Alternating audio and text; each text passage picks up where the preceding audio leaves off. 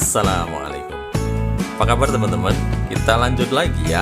Ini sekarang video yang kelima tentang XLOOKUP. Saya awalnya tidak berpikir kalau videonya akan jadi banyak ya, tapi karena berdasarkan banyak request ya nggak apa-apa, kita kembangkan, mudah-mudahan bisa membantu teman-teman. Kali ini kita akan membahas tentang cross match dan juga get pivot data ya. Kita menggunakan XLOOKUP tapi bisa ngambil juga data dari pivot ya, walaupun ada rumus khusus ya, rumus khusus untuk get pivot data juga ada.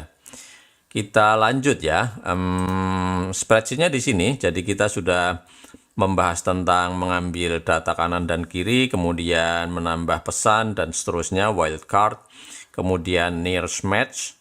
Kemudian ini matching dari atas atau matching dari bawah, atau matching pertama dan matching terakhir, the last match. Dan kali ini kita akan membahas cross match dan get pivot data. Ngomong-ngomong, bagi teman-teman yang baru ketemu video ini, kalau mau melihat tutorial yang sebelumnya, saya hide ya, saya sembunyikan di sini. Nanti teman-teman tinggal klik saja.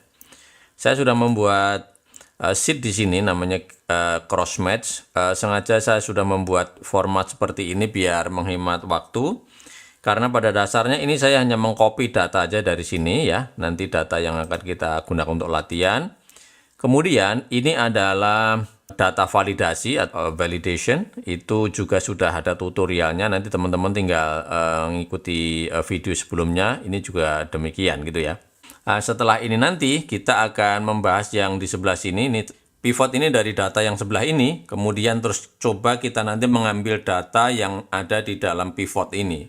Kita mulai dari yang pertama dulu, yaitu kita akan mengambil cross match. Artinya cross match itu apa? Yaitu kita mengambil dua komponen. Misalnya saya mengambil nama sales, tetapi saya juga mengambil tanggal ataupun kriteria lokasi atau part number atau produk dan seterusnya gitu ya.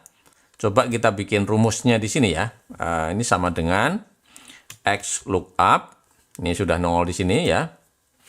Kita hidupkan bantuannya ya biar lebih mudah.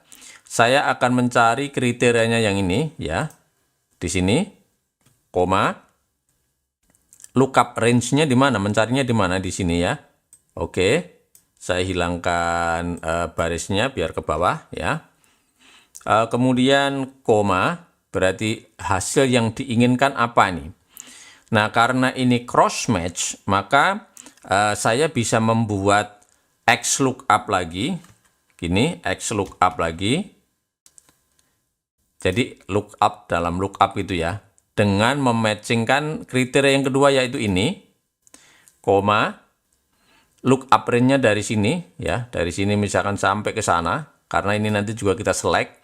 Kalau teman-teman ingat tutorial saya tentang VLOOKUP atau match ya, kita kan juga mencari matching dengan nama-nama field atau nama-nama kolom di sini gitu ya. Nanti teman-teman lihat tutorial saya tentang match ya. Kemudian saya koma, yang hasil yang diinginkan apa? Saya juga akan menginginkan ini semua deh gitu ya. Barisnya saya hilangin ya, seperti itu. Kemudian koma, missing value-nya kita skip aja. Match mode-nya apa? Kita skip aja ya, anggaplah itu default. Nah, yang di sini ya, yang search mode-nya, karena ini first match, teman-teman ingat ya, angka 1 ya. Kriteria yang keenam, saya kurung tutup ya, saya enter. Nah, ini sudah ketemu.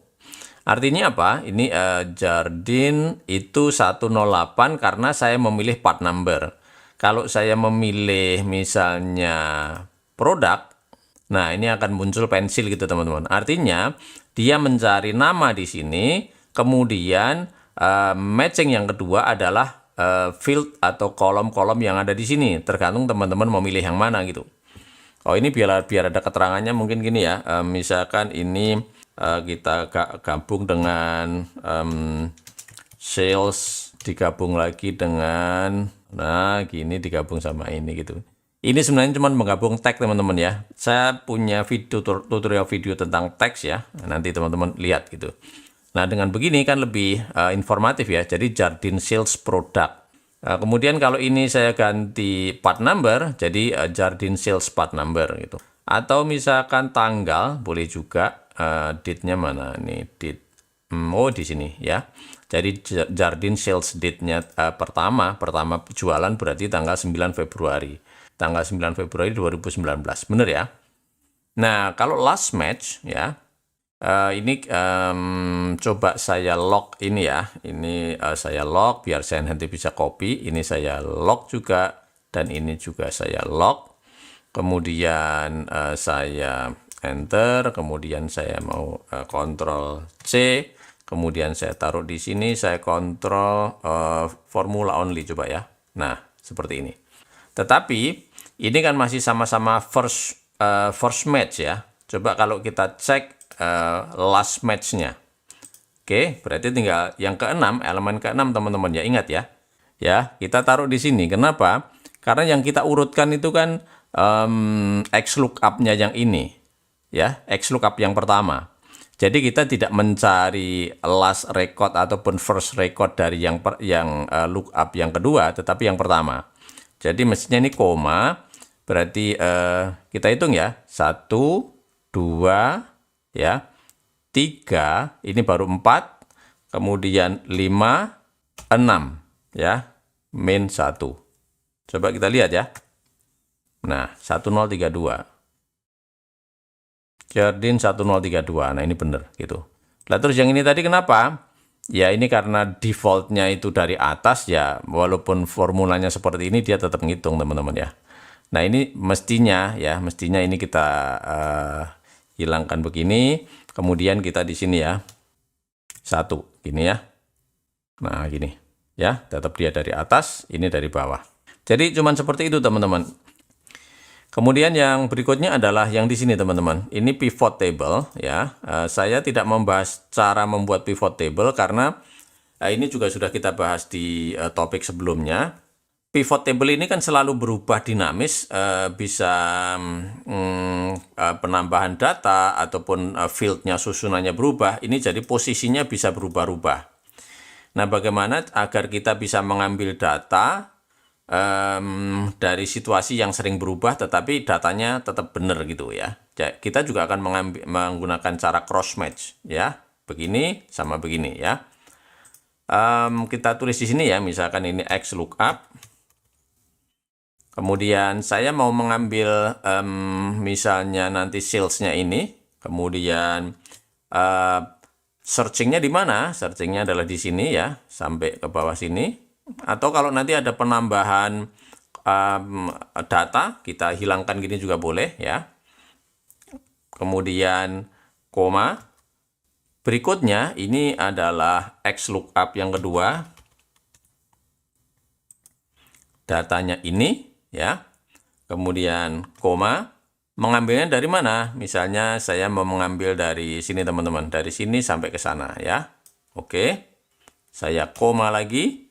Kemudian data yang diambil nanti mana? Data adalah ini ya. Ke sana boleh juga dihilangkan ini apa namanya? Barisnya biar kalau ada penambahan data itu bisa langsung mengambil data ke sana ya. Oke, kalau saya kurung tutup begini, kurung tutup sekali lagi, kemudian saya enter. Nah, coba kalau kita ganti Thomson ini ada di mana-mana nih. Ini karena dia West, dia milih di sini ini ya. Ini West, ini Thomson, ini 63 680, 63 680. Kalau misalnya ini saya bikin East, itu 1139 430. Bener ya? Kalau Sentral 54. Sama. Kalau total penjualannya grand total, nah, grand totalnya adalah 1258. Nah, gitu ya teman-teman ya. Nah, sekarang kita tes teman-teman ya. Ini Andrew jualan di Sentral itu 5428 370. Nah, untuk membuktikan rumus ini jalan ya, kita tes, kita rubah-rubah teman-teman ya. Ini pivot datanya ya. Saya akan merubah sort by-nya ini ya. Misalkan saya sort by sum total sales-nya dengan sentral. Perhatikan teman-teman, ini berubah susunannya ya. Tetapi Andrew tetap di 5428370. Betul ya? Kita ganti June. Mana nih June nih? Oh ini, oke. Sentral tidak ada dia, adanya di East. Oke, sekian ya. Coba kita rubah. Nih. June dia pindah kemana? Oh, pindah ke sini. Angkanya tetap teman-teman ya. Walaupun kita rubah-rubah, ini angkanya tetap. Memang sih, ini bukan, ini saya tutup dulu ya. Ini bukan rumus untuk get pivot data, karena sebenarnya ada rumus sendiri teman-teman ya. Misalkan get pivot data itu ada ini ya. Secara prinsip sama aja sih ya. Nanti field-fieldnya mana yang mau diambil kurang lebih juga sama. Saya belum membuat tutorial ini, tapi teman-teman boleh membandingkan dan boleh ngetes ini ya. Ini saya belum banyak mencoba sih, tetapi hanya dari logika bahwa XLOOKUP ini bisa cross match, di mana bisa index ataupun match ya, kolom ataupun baris, maka secara logika ini bisa digunakan untuk mencari data di sini. Jadi bisa juga ini nanti ada ketemu masalah, mungkin juga sih, saya juga belum banyak mencoba sih, tetapi tadi hanya berdasarkan logika cross match, mestinya bisa mencari di sini dan kita tes secara sederhana, ini bisa bekerja rumus ini ya. Oke teman-teman, untuk sementara begitu, ikuti video saya selanjutnya. Ada pertanyaan ataupun komen silahkan tulis di kolom komentar, dan perlu diingat teman-teman untuk berbagi tidak menunggu kita harus pinter dulu. Demikian juga video saya, kalau dirasa ini bermanfaat, minta tolong dibagi ke teman-teman, mudah-mudahan bermanfaat bagi orang banyak. Oh, jangan lupa subscribe ya. Oke, terima kasih. Wassalamualaikum.